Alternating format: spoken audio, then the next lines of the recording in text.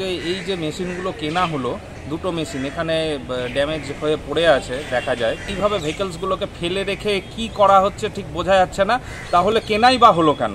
এটা নিয়ে অন্ততপক্ষে নাগরিকবৃন্দের একটা প্রশ্ন করা উচিত, বিরোধী দলকেও প্রশ্ন করা উচিত। জনসাধারণের টাকা অপচয় করা এটা কিন্তু কোনো মিউনিসিপ্যালিটির কাজ হতে পারে না, নীতি হতে পারে। সালটা ছিল 2021। সেই সময় ইংরেজবাজার পৌরসভার প্রশাসক ছিলেন মহকুমা শাসক সুরেশচন্দ্র রানো।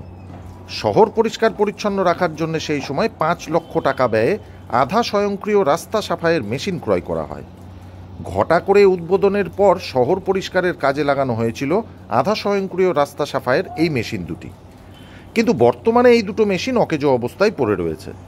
ইংরেজবাজার পৌরসভার পরিবহন দপ্তরে পড়ে পড়ে নষ্ট হচ্ছে 5 লক্ষ টাকা ব্যয়ের এই মেশিন দুটি।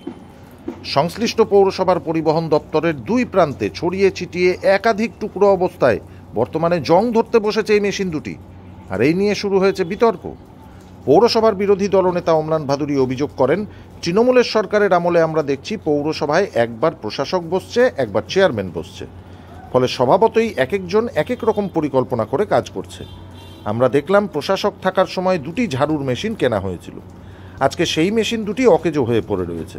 এগুলো আমাদের জনসাধারণের ট্যাক্সের টাকা।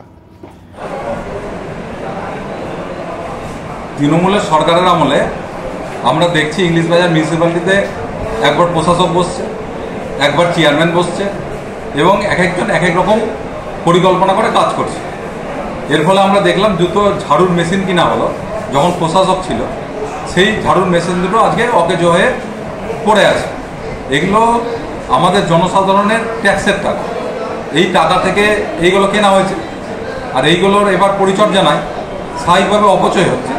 এটা কোনো মতে মানা যায় না। জনসাধারণের টাকা অপচয় করা এটা কিন্তু কোনো মিউনিসিপ্যালিটির কাজ হতে পারে না, নীতি হতে পারে। এই বিষয়টি চেয়ারম্যানের ভালো করে দেখা উচিত। এই মেশিন দুটো আমাদের শহরের জন্য প্রযোজ্য না, স্টেশনের জন্য ঠিক আছে, আমাদের শহরের ম্যাস্টিক রোডে মেশিন দিয়ে ঝাড়ু দেওয়া সম্ভব নয়। পাল্টা দাবি ইংরেজবাজার পৌরসভার চেয়ারম্যান কৃষ্ণেন্দু নারায়ণ চৌধুরীর। এটা আমাদের শহরের জন্য উপযোগী না। এবার রোডটার মতো ঘুরে ওগুলা স্টেশন এগুলা যেগুলো আছে সেসব শহরে বিটুমিনাস রোড বা ম্যাস্টিক রোডের জন্য হবে না।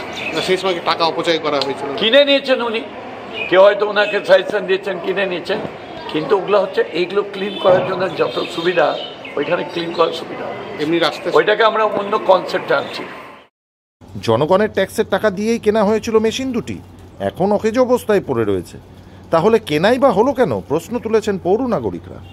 পুর নাগরিক হিসাবে এটাই বলবো যে এই যে মেশিনগুলো কেনা হলো, দুটো মেশিন এখানে ড্যামেজ হয়ে পড়ে আছে দেখা যায়, তো এই যে টাকাটা কত টাকায় কেনা হয়েছে সেটা ঠিক জানি না, কিন্তু যত টাকাতেই কেনা হলো এক্সপেন্সিভ একটা টাকা খরচ হয়েছে। এই টাকাটা আসলো কোথা থেকে? এটা আলটিমেটলি জনগণের ট্যাক্সের টাকাতে, কিন্তু এইভাবে ভেহিকলসগুলোকে ফেলে রেখে কি করা হচ্ছে ঠিক বোঝা যাচ্ছে না। তাহলে কেনাই বা হলো কেন? এটা নিয়ে অন্ততপক্ষে নাগরিকবৃন্দের একটা প্রশ্ন করা উচিত, বিরোধী দলকেও প্রশ্ন করা উচিত। কি নাম আপনার? সৌনক চক্রবর্তী। ব্যুরো রিপোর্ট, সংবাদ বাংলা টিভি।